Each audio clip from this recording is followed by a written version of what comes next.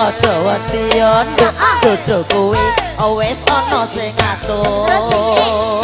sapa wae bapak trimo mung syarate kudu wis kerja gendho-gendho aja wedian jaga susu kowe mesti payu nyuwun wae marang Gusti muga-muga enggal diparingi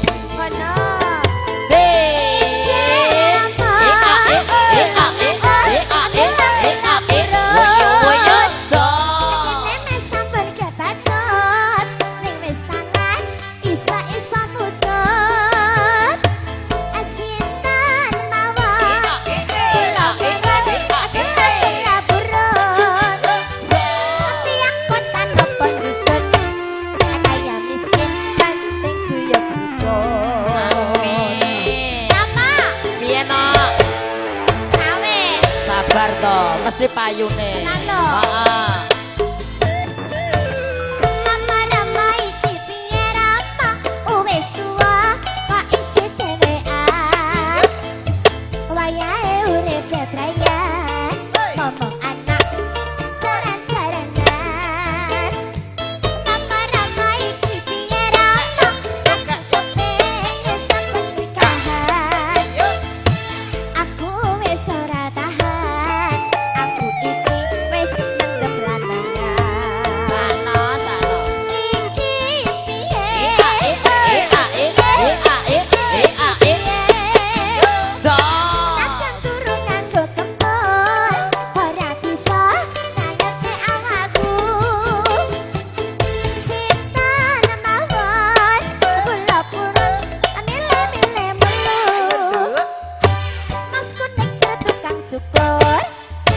syukur dan entok direktur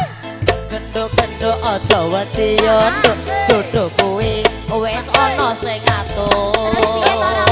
sapa wae bapak trimo wong sarate kudu wis kerja nyambut gawe gendho-gendho aja wedian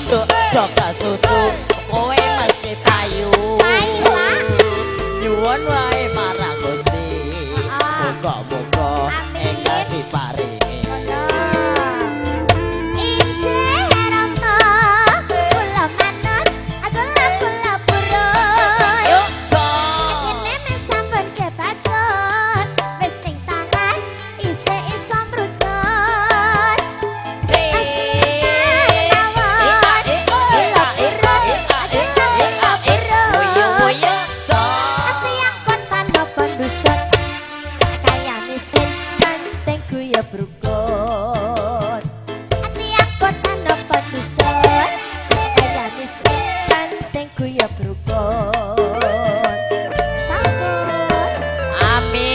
mendem lanangan dadir bareng kanca-kanca Bayu Laras Jati Cabluan.